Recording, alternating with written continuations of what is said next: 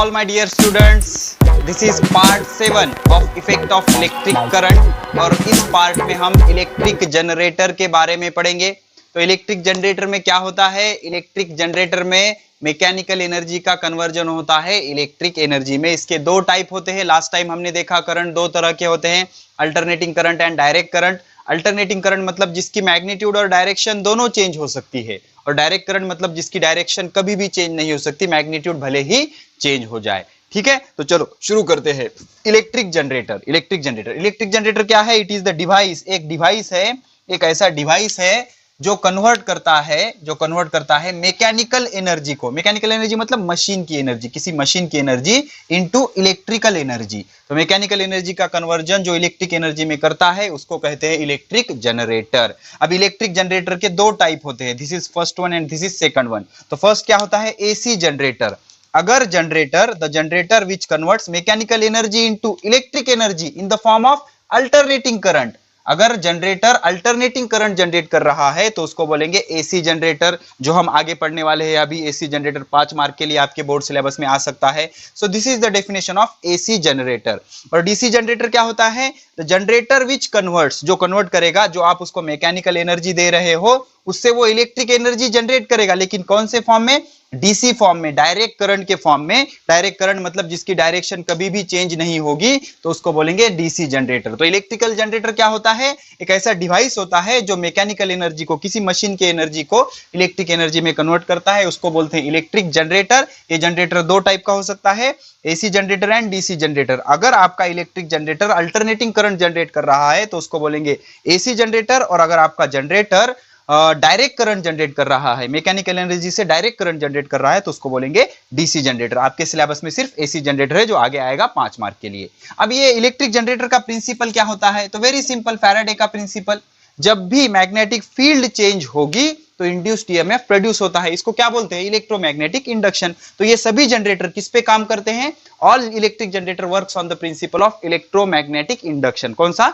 Electromagnetic induction. मतलब क्या? when coil is rotated in magnetic field, when coil is rotated in the magnetic field, अगर आप coil को magnetic field में rotate करोगे तो क्या प्रोड्यूस हो जाएगा? Induced current is produce in the coil. This is nothing but electromagnetic induction. तो all type of generator, all type of electric generator works on the principle of electromagnetic induction. अगर आप coil को magnetic field में rotate करोगे तो उसका magnetic field change हो जाएगा, और हमें पता है जब भी मैग्नेटिक फील्ड चेंज होती है तो क्या प्रोड्यूस हो जाता है? इंड्यूस्ड करंट या इंड्यूस्ड ईएमएफ प्रोड्यूस हो जाता है। ठीक है, तो अब इसके बाद हम वर्किंग शुरू करने वाले हैं, construction and working AC generator की। लेकिन उससे पहले मैं आपको रिक्वेस्ट करूंगा, हमारा एक फेसबुक पेज है the Hind group of institution, वहां पर हर तरह के एनिमेटेड वीडियो आपको मिल जाएंगे। फेसबुक पे सर्च कर लेना, आपको वो मिल जाएंगे वीडियोस। तो प्लीज प्लीज प्लीज आप एसी जनरेटर और डीसी मोटर दोनों के ही एनिमेटेड वीडियो मैंने वहां पर भी एक्सप्लेनेशन रखे हुए हैं, वो आप बढ़िया से देख लेना, और आगे का आपको कंस्ट्रक्शन वर्किंग बहुत अच्छे से समझ आ जाएगा।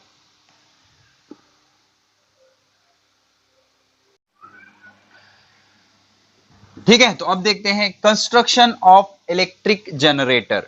ठीक है, ये यहां पर कंस्ट्रक्शन लिखा हुआ है, इसको हम फॉलो करते जाएंगे। इधर डायग्राम बन जाएगी और उस पर वो होगा उसका कंस्ट्रक्शन, ये मशीन कैसे बनी हुई होती है। तो figure shows the construction of an electric generator. दिखाई दी फिगर? ओके, तो figure shows an construction of electric generator. तो इसमें क्या है? A coil ABCD of copper wire. किसकी है? एक कॉइल है जिसका नाम है ABCD, रेक्टेंगुलर होगी, कॉपर वायर से बनी हुई, is kept between two poles, that is north pole and south pole. Magnet के दो पोल होते हैं, north pole and south pole, of strong magnet. कैसा मैग्नेट? Strong magnet. ठीक है, तो चलो इसके हिसाब से हम ड्रॉ करते हैं। तो क्या करेंगे? हम दो स्ट्रॉन्ग मैग्नेट के पोल ले लेंगे। ओके, अब भावनाओं को समझो, डायग्राम को, ज्यादा ड्राइंग पे मत जाओ मेरे, ठीक है ना?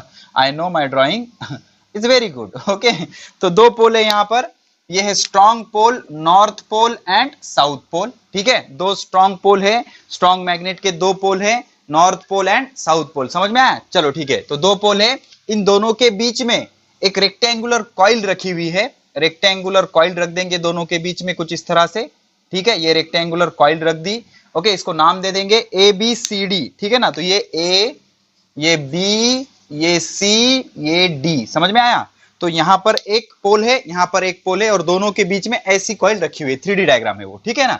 तो इस तरह से ये रेक्टेंगुलर कॉइल ABCD इसमें रखी हुई है। ठीक है, अभी तक हम यहां तक आ गए। ठीक है, तो ये कुछ इस तरह से ऐसे ऐसे ऐसे पोल है, ओके, तो दो पोल के बीच में एक रेक्टेंगुलर कॉइल रखी हुई है। फिर उसके बाद the two ends of the coil, ये जो कॉइल है ए बी सी डी जो कॉपर वायर की बनी हुई है, are connected to the two conducting rings R1 and R2 via brushes. ठीक है ना, मतलब यहां पर क्या होगा, कुछ इस तरह के दो ब्रशेस हो गए, कार्बन ब्रशेस। ओके, ये एक ब्रश, ये दूसरा ब्रश। ठीक है, लॉजिक समझो, ये दो ब्रश। तो क्या बोल रहा है, the two ends of the coil are connected to the two conducting rings. अच्छा ठीक है, तो दो कंडक्टिंग रिंग होंगे, तो दो कंडक्टिंग रिंग बना लेंगे, ये पहली कंडक्टिंग रिंग, ये दूसरी कंडक्टिंग रिंग। ठीक है, this is the conducting ring. Okay, ये कंडक्टिंग रिंग जैसे वो बोल रहा है वैसे फॉलो करेंगे। ये कंडक्टिंग रिंग है और रिंग का नाम क्या है, R1 एंड R2। तो इसको बोलूंगा मैं, ये रिंग होगी हमारी R1 और ये रिंग होगी हमारी R2। समझते जाओ, मुझे कंस्ट्रक्शन समझाना है, डायग्राम पे मत ध्यान दो, डायग्राम का कंस्ट्रक्शन समझो। दो रिंग है R1 एंड R2 जो कि कंडक्टिंग है। ओके, तो the ends of the coil, मतलब ये दो कॉइल के एंड, ये एक एंड है, ये एक एंड है और ये दूसरा एंड है। ठीक है, the ends of the coil are connected to the two conducting ring. अच्छा, दो conducting ring R1 and R2 via brushes B1 and B2। मतलब ये ब्रशेस, ये जाएगा B1 को और ये कंडक्टिंग रिंग ये जाएगी, कनेक्ट होगी ब्रशेस B2 को। तो इसको बोलूंगा मैं ब्रश B1, ये स्टेशनरी ब्रश है, और ये ब्रश B2, ये दूसरा ब्रश है, कार्बन ब्रशेस। आपको पता है कार्बन कार्बन का एक एलोट्रोप होता है जो कंडक्टिंग होता है, कार्बन ब्रशेस जो कंडक्टिंग होते हैं, इलेक्ट्रिसिटी कंडक्ट कर सकते हैं। दो स्टेशनरी ब्रशेस है। ठीक है, B1 एंड B2, ये तो ये B1 और ये ब्रशेस B2। B1 के कांटेक्ट में कौन सी रिंग है, R1, B2 के कांटेक्ट में कौन सी रिंग है, R2, और ये कंडक्टिंग रिंग है। अब इसके बाद इसका और इसका कोई कनेक्शन नहीं है, देख लो आराम से समझो, यहां पर दोनों के बीच में कोई कनेक्शन नहीं है। अब the rings are fix to the axle. अच्छा, तो ये दोनों में से एक एक्सल पास होगा, ऐसे ऐसे एक रॉड पास होगा जिसको बोलेंगे हम एक्सल। ठीक है, दोनों के बीच में से एक एक्सल पास होगा, एक रिंग पास होगा, इसको बोलेंगे हम axle. So this is your axle, ये क्या है हमारा एक्सल है। ठीक है, ये क्या है हमारा एक्सल है। ओके, एक्सल है। फिर अब axle and there is a resistive coating between the ring and axle. मतलब देख लो, ये जो एक्सल है, ये एक्सल है, ये चिपका हुआ है किससे, रिंग से। लेकिन इसके जो इंटरनल पार्ट है, मतलब समझ लो ये रिंग है, ये रिंग है, ये एक्सल है, ये एक्सल रिंग के साइज का ही है, लेकिन जो इंटरनल पार्ट है इसका वो रेजिस्टिव है। मतलब अगर ये दोनों एक दूसरे को चिपके हुए हैं, ये एक्सल और ये रिंग, तो इसमें फिजिकल कांटेक्ट है लेकिन इलेक्ट्रिकल कांटेक्ट है क्या, नहीं। तो ऐसा करने के लिए क्या करना होगा, इसका जो इंटरनल पार्ट है इसे रेजिस्टिव कोटिंग देनी पड़ेगी। मतलब प्लास्टिक की वगैरह कुछ कोटिंग दे दो, जिसकी वजह से क्या होगा, ये दोनों के बीच में इलेक्ट्रिकल कांटेक्ट होगा क्या, नहीं। मतलब इसके आउटर पार्ट में भी अगर करंट फ्लो हो रहा है तो ये करंट ये एक्सल में से जाएगा क्या, नहीं। तो इस तरह से ये दोनों रिंग इस एक्सल पे फिक्स है, चिपके हुए हैं, लेकिन इंटरनली वो रेजिस्टिव कोटिंग है उसके अंदर। ओके ओके, तो resistive coating between the ring and axle. तो एक्सल और रिंग, सपोज ये एक्सल है, ये रिंग है, ये दोनों के बीच में कांटेक्ट तो है लेकिन दोनों के बीच में रेजिस्टिव कोटिंग है, मतलब रिंग का करंट एक्सल में पास नहीं होगा। The stationary brushes are connected to the galvanometer used to show the direction of current in the circuit। अब प्रीवियस लेक्चर में हमने गैल्वेनोमीटर देखा है, galvanometer measure small current as well as direction of current. तो ये जो दो brushes हैं, ये दो ब्रशेस के बीच में, ये दो ब्रशेस के बीच में एक गैल्वेनोमीटर कनेक्टेड है जो क्या करेगा, डायरेक्शन ऑफ करंट बताएगा, डायरेक्शन ऑफ करंट बताएगा। तो ये दोनों ब्रशेस के बीच में एक गैल्वेनोमीटर कनेक्ट है, इस तरह से इसको बोलेंगे दिस इज द गैल्वेनोमीटर। तो ये क्या हो जाएगा हमारा गैल्वेनोमीटर। तो दोनों ब्रशेस के बीच में क्या कनेक्टेड है, गैल्वेनोमीटर, जो डायरेक्शन ऑफ करंट बताएगा, जो डायरेक्शन ऑफ करंट बताएगा। समझ में आ गया आपको कंस्ट्रक्शन। और एक बार बता देता हूं, देख लो क्या बोल रहा है। Figure shows the construction of N AC electric generator. तो ये construction of AC electric generator है। A coil ABCD of copper wire is kept between the poles, north pole and south poles of a strong magnet। एक strong magnet है जिसके दो pole है, north पोल और south pole, उसके दोनों के बीच में एक कॉइल रखी हुई है ABCD जो कॉपर वायर की बनी हुई है। The ends of the coil are connected to the conducting ring। ये वायर के दोनों एंड रिंग को कनेक्टेड है, लेकिन वाया थ्रू, वाया मतलब through stationary brushes B1 and B2। तो ये वायर जाके कनेक्ट होगी ब्रश को, ब्रश कांटेक्ट में है, रिंग के, रिंग का आउटर पार्ट कंडक्टिंग है, दोनों कांटेक्ट में है, लेकिन इंटरनल पार्ट रेजिस्टिव है जिसमें एक्सल फिक्स किया हुआ है। ठीक है, the rings are fix to the axle, ring R1 via brushes B1 and B2, the rings are fix to the axle. Okay, ring क्या किया गया है, एक्सल को फिक्स किया गया है, लेकिन जो इंटरनल पार्ट है रिंग का वो resistive coating between the ring and axle. The stationary brushes are connected to the galvanometer. ये जो स्टेशनरी कार्बन ब्रशेस है जो कि मूव नहीं होने वाले, ये कनेक्टेड है गैल्वेनोमीटर से, और गैल्वेनोमीटर क्या करेगा, which shows the direction of current. So this is all about the construction of AC generator.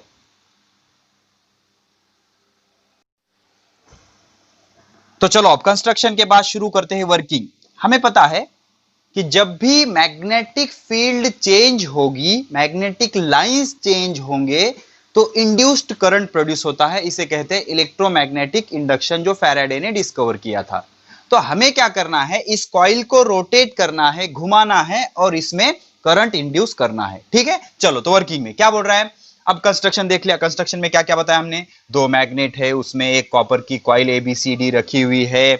जो साइड AB जो है वो ब्रशेस B1 को कनेक्टेड है, साइड CD जो है ब्रशेस B2 को कनेक्टेड है। B1 हमेशा कांटेक्ट में रहेगा रिंग R1 के, B2 हमेशा कांटेक्ट में रहेगा रिंग R2 के। जो आउटर पार्ट है रिंग का, मतलब ये कंडक्टिंग पार्ट है, लेकिन ये करंट, ये जो एक्सल है, एक्सल में जाएगा क्या, नहीं, बिकॉज एक्सल का, ये रिंग का जो इंटरनल पार्ट है वो रेजिस्टिव कोटिंग है। इस तरह से इसे कनेक्ट किया है। अब ये ब्रशेस B1 और B2 के बीच में एक गैल्वेनोमीटर कनेक्ट किया है, जो क्या करेगा, डायरेक्शन ऑफ करंट देखेगा। क्या करेगा, डायरेक्शन ऑफ करंट देखेगा। अब हमें पता है AC और DC दोनों हमें पता है, डायरेक्ट करंट की मैग्नीट्यूड भले ही चेंज हो सकती है, लेकिन डायरेक्शन चेंज नहीं हो सकती, और AC करंट की डायरेक्शन हमेशा चेंज होती है। ठीक है, तो चलो शुरू करते हैं वर्किंग। क्या बोल रहा है, when the axle rotate with the machine from outside, तो कोई मशीन लगा के हम क्या करेंगे, इस एक्सल को रोटेट करेंगे। इस एक्सल को रोटेट करेंगे, जैसे गिरनी होती है ना, चक्की आटा पीसने की गिरनी, उसमें मोटर लगा के उसको रोटेट किया जाता है, तो इसको हम रोटेट करेंगे। तो एक चीज याद रखना, AC जनरेटर हो या DC जनरेटर हो, यहां पर current, energy is not generated, energy is converting. यहां पर आप जितनी मैकेनिकल एनर्जी लगाओगे, ये मैकेनिकल एनर्जी करंट के फॉर्म में रीअपियर होगी। Energy is not generated, energy is just converting, mechanical energy converted into electric energy. तो when the axle is rotating with the help of machine from outside, बाहर से कोई machine से हम इस एक्सल को घुमाएंगे, इस एक्सल को घुमाएंगे।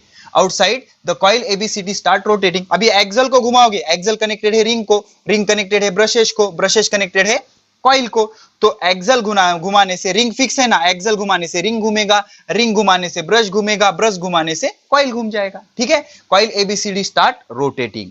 अब latest suppose coil ABCD rotate clockwise, घड़ी की तरह clockwise direction, as observe from side AB। अगर आप ऑब्जर्वर इधर रुकाए हो और AD इस तरह से इसको इधर से देख रहे हो, आप सामने से ऐसे देख रहे हो, तो ये क्लॉकवाइज घूम रहा है। सपोज ये कैसे घूम रहा है, क्लॉकवाइज घूम रहा है।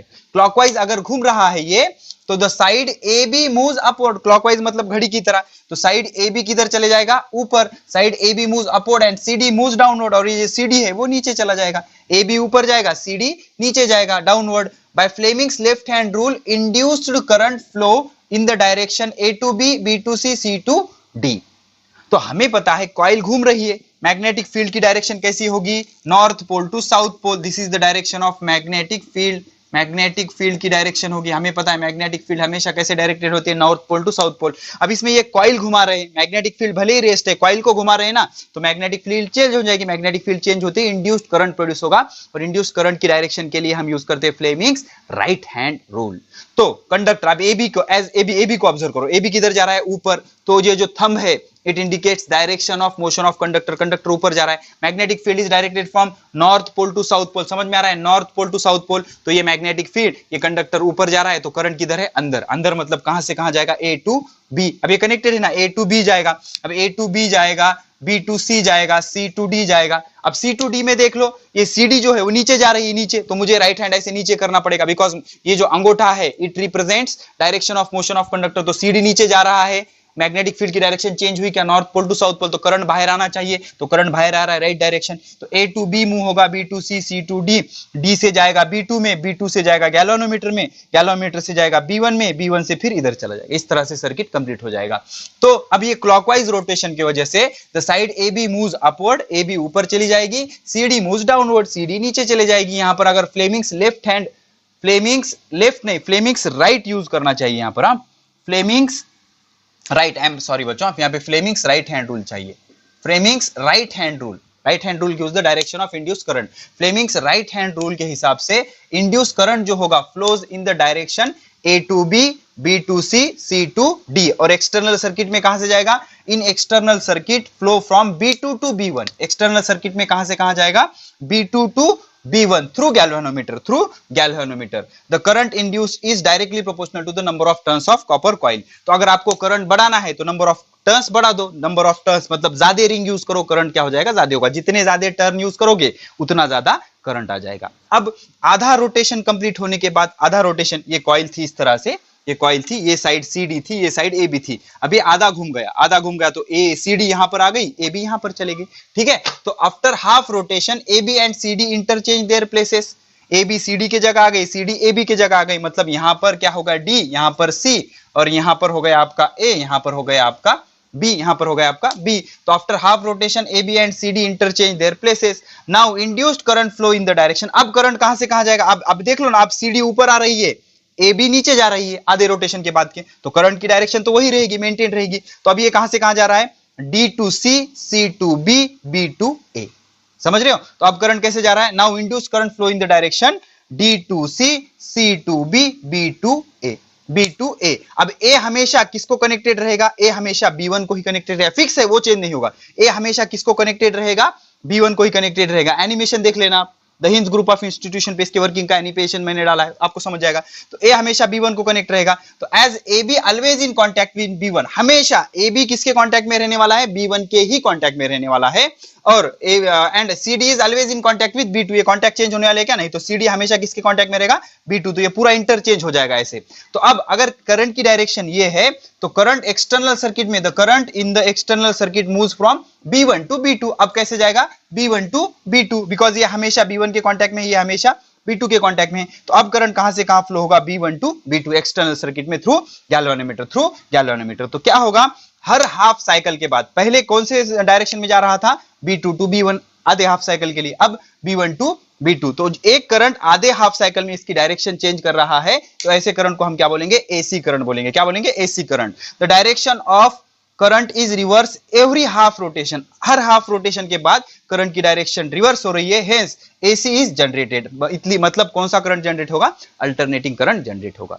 वेरी सिंपल, हमेशा याद रखना कि भाई जब मैग्नेटिक फील्ड में कॉइल रोटेट होगी तो वहां पर मैग्नेटिक फील्ड चेंज होगी। जैसे मैग्नेटिक फील्ड चेंज होगी, इंड्यूस करंट प्रोड्यूस होगा। इंड्यूस करंट की डायरेक्शन फ्लेमिंग्स राइट हैंड से मिलती है, लेफ्ट से नहीं। फ्लेमिंग्स राइट हैंड रूल से मिलती है। Thumb motion of conductor, first finger या index finger direction of magnetic field, middle finger gives direction of current. तो ये आधे रोटेशन तक current A to B, B to C, C to D जाएगा। आधे रोटेशन के बाद इसके प्लेसेस इंटरचेंज हो जाएंगे। और हमेशा याद रखना, AB is always in contact with B1 and CD is always in contact with B2। उनका कनेक्शन चेंज होगा क्या? नहीं। तो हाफ रोटेशन के लिए करंट जाएगा B2 से B1 और भागने के हाफ रोटेशन के बाद करंट जाएगा B1 से B2। तो हर हाफ रोटेशन में करंट की डायरेक्शन चेंज हो रही है। ऐसा changing direction current is called as AC current. तो इस तरह से यहां पर AC करंट जनरेट हो गया। तो प्लीज इसको डिटेल में समझने के लिए हमारा एक फेसबुक पेज है, the hinge group of institution. उस पर हम हर तरह के एनिमेटेड वीडियो डाल देते हैं, उसको शेयर जरूर करना और वहां पर ये वर्किंग देख लेना, आपको अच्छी तरह से समझ आएगा। और ये नोट्स लिख लेना, आपका आधा मार्क भी नहीं कटेगा। These are the very beautiful and very interesting notes for your board syllabus. ठीक है, तो ये अच्छे से मैंने आपको समझा दिया, इससे बड़ा कोई रॉकेट साइंस इसमें नहीं है। तो इस तरह से यहां पर क्या जनरेट हुआ? AC current. अब थोड़ा सा DC जनरेटर के बारे में जान लेते हैं। फर्क सिर्फ इतना सा होगा कि AC करंट और DC करंट में डिफरेंस क्या होता है? AC करंट हमेशा डायरेक्शन चेंज करता है हाफ रोटेशन के बाद, लेकिन DC में करंट की डायरेक्शन चेंज नहीं होने देनी चाहिए। तो जो हमने कंटिन्यूअस रिंग यूज किए थे किसमें? AC जनरेटर में, उसके जगह अगर आप स्प्लिट रिंग यूज करोगे तो that's it, AC generator is automatically converted into DC generator. ठीक है, तो यहां पर हम कार्बन ब्रशेस यूज करेंगे। यहां पर हम कार्बन ब्रशेस यूज करेंगे। This brush is B1, this brush is B2। Galvanometer use कर सकते हो, बल्ब यूज कर सकते हो। तो ये है हमारा soft iron core. Soft iron core, इससे क्या हो जाता है? मैग्नेटिक फील्ड बढ़ जाती है। ठीक है, और दो स्ट्रॉन्ग मैग्नेट के दो पोल से, north pole and south pole. यहां पर सेम एक कॉइल है, आर्मेचर कॉइल ABCD, जो कॉपर वायर से बनी हुई होती है, ABCD। और ये जाके कनेक्ट होगी दो ब्रशेस B1 और B2 को। और यहां पर सिर्फ स्प्लिट रिंग होंगे। क्या होंगे? स्प्लिट रिंग होंगे। और बल्ब होगा जो करंट मेजर करने के लिए यूज होगा, या गैल्वेनोमीटर भी आप इसमें यूज कर सकते हो। तो दो pole, soft iron core, rectangular metallic wire की कॉइल, उसके बाद दो ब्रशेज B1 एंड B2। और यहां पर स्प्लिट रिंग होंगे R1 and R2। Split ring होंगे R1 एंड R2। अब डिफरेंस क्या हो जाता है वर्किंग में समझेंगे। ओके, और बल्ब किस लिए यूज हो रहा है? बिकॉज करंट है या नहीं वो डिफाइन करने के लिए करंट बल्ब यूज हो रहा है, या फिर इसके जगह आप गैल्वेनोमीटर भी यूज कर सकते हो। तो when axle is rotated by machine from outside, अब एक्सल को घुमाना है सेम AC की तरह। The armature coil in the generator rotate, armature coil क्या होगी? घूमने लगेगी। इन मैग्नेटिक फील्ड के अंदर, मैग्नेटिक फील्ड की डायरेक्शन कैसे होगी? North pole to south pole, ये मैग्नेटिक फील्ड की डायरेक्शन होगी, मैग्नेटिक फील्ड। अब मैग्नेटिक फील्ड में अगर आर्मेचर कॉइल मतलब रेक्टेंगुलर मेटालिक कॉइल अगर घूमने लगेगी तो ड्यू टू इलेक्ट्रोमैग्नेटिक इंडक्शन जो फैराडे ने दिया था उसके हिसाब से current is induced in the coil, coil के अंदर क्या हो जाएगी, करंट इंड्यूस होगा। अब करंट किस डायरेक्शन में इंड्यूस्ड हो, करंट इंड्यूस होगा और बल्ब ग्लो करने लगेगा। The direction of current depends on the sense of rotation of the coil. अब किस डायरेक्शन में, कॉइल को क्लॉकवाइज घूमेंगे तो एक डायरेक्शन में करंट प्रोड्यूस होगा, एंटी क्लॉकवाइज घुमाओगे तो दूसरे डायरेक्शन में करंट प्रोड्यूस होगा, ठीक है। अब उसके बाद इन DC generator one brush is always in contact with arm moving upward. अब जो साइड ऊपर जा रही है, अगर ये क्लॉकवाइज घूम रहा होगा एसी की तरह, तो हमेशा एक ब्रश इसके ही कांटेक्ट में रहेगा, मैटर नहीं करता कि वो साइड ए बी है या सी डी है। ऐसी अरेंजमेंट की गई है यहां पर कि ये जो ब्रश B1 है ये हमेशा किसके कांटेक्ट में रहेगा, जो साइड ऊपर जा रही है, भले ही वो ए बी हो या हाफ रोटेशन के बाद सीडी आ जाए। ऐसी अरेंजमेंट की हुई ड्यू टू स्प्लिट रिंग की वजह से, ठीक है ना, आधे आधे ऐसे कनेक्शन होते हैं। तो ये घूमने के बाद ये इसके कांटेक्ट में आ जाएगा, ये इसके कांटेक्ट में आ जाएगा। लेकिन एसी जनरेटर में ऐसे हो रहा था क्या, नहीं। A be always contact with brush B1 था, CD always in contact with brush B2 था। लेकिन यहां पर ऐसी अरेंजमेंट की गई है, आधे रोटेशन के बाद सीडी कांटेक्ट में आ जाएगा B1 के और ए बी कांटेक्ट में आ जाएगा B2 के। इससे क्या हो जाएगा, जो करंट की डायरेक्शन है इस तरह की, तो ये करंट की डायरेक्शन मेंटेन रहेगी, कभी भी करंट की डायरेक्शन चेंज नहीं होगी। Current always flow from B2 to B1। ये किस वजह से हुआ, बिकॉज एसी जनरेटर में क्या हो रहा था, हाफ रोटेशन के बाद CD यहां पर आ रहा था, ए बी यहां पर जा रहा था। लेकिन ये जो कांटेक्ट है B1 और B2 के, ये ब्रेक हो रहे थे क्या, नहीं। B1 के हमेशा कांटेक्ट में ए बी रहेगा, B2 के हमेशा कांटेक्ट में CD रहेगा। कहां पर, एसी जनरेटर में। लेकिन डीसी जनरेटर में हाफ रोटेशन के बाद CD कांटेक्ट में आ जा रहा है B1 के और ए बी कांटेक्ट में आ जा रहा है B2 के। इससे क्या होगी, डायरेक्शन ऑफ करंट मेंटेन रहेगी, ठीक है। In generator, in DC generator brush, one brush is always in contact with moving arm upward. जो ऊपर जा रहा है उसके कांटेक्ट में B1 रहेगा और जो नीचे आ रहा है उसके कांटेक्ट में B2 रहेगा हमेशा। इस वजह से क्या होगा, डायरेक्शन ऑफ करंट रिवर्स नहीं होगी और कंटिन्यूअसली क्या होगा, डीसी जनरेटर प्रोड्यूस होते रहेगा। तो सिर्फ डिफरेंस क्या है, अगर आपको एग्जाम में पूछा जाए कि how will you convert DC generator या AC generator into DC generator, तो ring is replaced by split ring, that's it. और याद रखना यहां एसी जनरेटर में क्या होता है, एसी जनरेटर में AB is always in contact with B1 and CD is always in contact with B2, half rotation के बाद, हाफ रोटेशन के पहले। लेकिन डीसी जनरेटर में आधे रोटेशन के बाद ये कनेक्शन रिवर्स हो जाते हैं। जैसे ही आधे रोटेशन कंप्लीट हुआ, पहले AB कांटेक्ट में था B1 के, अब CD कांटेक्ट में आ जाएगा B1 के, तो करंट की डायरेक्शन मेंटेन रहेगी और करंट की डायरेक्शन चेंज नहीं होगी। तो इस तरह से क्या जनरेट हो जाएगा, डीसी करंट जनरेट हो जाएगा। सो this is the basic difference between AC generator and DC generator. तो चलिए अब कुछ डिस्टिंग्विश समझ लेते हैं। हमने इलेक्ट्रिक मोटर पढ़ा और इलेक्ट्रिक जनरेटर भी पढ़ा। तो इलेक्ट्रिक मोटर में क्या होता है, बैटरी यूज होती है, इलेक्ट्रिक एनर्जी का यूज करके कुछ रोटेट किया जाता है, घुमाया जाता है। तो इलेक्ट्रिक एनर्जी का कन्वर्जन होता है मैकेनिकल एनर्जी में, बिकॉज हम इलेक्ट्रिसिटी सप्लाई करते हैं और वो रोटेट होने लगता है। तो electric energy is converted into mechanical energy, इसलिए हम बैटरी यूज करते हैं। लेकिन यहां पर बैटरी यूज नहीं करते, बिकॉज इसको हम एज अ बैटरी यूज करते हैं, बिकॉज ये मैकेनिकल एनर्जी को इलेक्ट्रिक एनर्जी में कन्वर्ट करता है। हम एक्सल को रोटेट करते हैं और उस रोटेशन की वजह से मैग्नेटिक फील्ड चेंज होने लगती है और इंड्यूस्ड करंट प्रोड्यूस हो जाता है। तो बेसिक डिफरेंस क्या होगा, इलेक्ट्रिक मोटर में स्प्लिट रिंग यूज होते हैं। स्प्लिट रिंग पता है ना, ऐसे कट किए हुए रिंग, ये कंटिन्यूअस रिंग होता है, इसको अगर हम ऐसे कट कर लेंगे तो this is called as split ring. But यहां पर कंटिन्यूअस रिंग यूज होते हैं, R1 एंड R2। तो इलेक्ट्रिक मोटर में स्प्लिट रिंग यूज होते हैं और इलेक्ट्रिक जनरेटर में कंटिन्यूअस रिंग यूज होते हैं। उसके बाद current carrying coil is place in magnetic field. Current carrying coil अगर मैग्नेटिक फील्ड में रखोगे आप, तो ड्यू टू इलेक्ट्रोमैग्नेटिक या magnetic effect of electric current के प्रिंसिपल की वजह से उस पे फोर्स एक्ट होगा और वो घूमने लगेगी। मतलब करंट की वजह से कॉइल घूमने लगेगी, लेकिन यहां पर घूमने की वजह से करंट प्रोड्यूस होगा। When coil is rotated in a magnetic field, current is induced in the coil. तो ये इलेक्ट्रोमैग्नेटिक इंडक्शन के प्रिंसिपल पे काम करता है और ये magnetic effect of electric current के प्रिंसिपल पे काम करता है। मतलब आप यहां पर और एक डिफरेंस ऐड कर सकते हो। इसका जो वर्किंग प्रिंसिपल है वो magnetic effect of electric current होता है और इसका जो वर्किंग प्रिंसिपल है वो है इलेक्ट्रोमैग्नेटिक इंडक्शन। मतलब करंट कैरिंग कॉइल अगर मैग्नेटिक फील्ड में रखोगे तो उस पे फोर्स एक्ट हो जाएगा और कॉइल को अगर मैग्नेटिक फील्ड में रोटेट करोगे तो उसकी मैग्नेटिक फील्ड चेंज हो जाएगी और इंड्यूस करंट प्रोड्यूस हो जाएगा, दैट इज इलेक्ट्रोमैग्नेटिक इंडक्शन। अब उसके बाद एसी जनरेटर और डीसी जनरेटर में क्या फर्क होता है, आपको यूज द ब्रेन पावर में डीसी जनरेटर पूछा गया है, इसके बाद में डीसी जनरेटर ही लेने वाला हूं आपको। ओके, तो एसी जनरेटर में क्या होता है, rings are not split. Okay, मतलब यहाँ पर कंटिन्यूअस रिंग होते हैं। तो एसी जनरेटर के कंटिन्यूअस रिंग के जगह अगर आप स्प्लिट रिंग यूज कर लोगे तो एसी जनरेटर क्या हो जाएगा, डीसी जनरेटर में कन्वर्ट हो जाएगा। तो एसी जनरेटर में कंटिन्यूअस रिंग यूज होते हैं और डीसी जनरेटर में स्प्लिट रिंग यूज होते हैं। अब एसी जनरेटर में direction of current is not reverse after every half cycle, direction reverse हो रही है तभी तो अल्टरनेटिंग करंट है। और डीसी जनरेटर में करंट की डायरेक्शन चेंज नहीं होगी। ठीक है, don't forget to subscribe our channel Kota pattern science वाला, and also don't forget to share our video in all your WhatsApp group. Thanks for the support.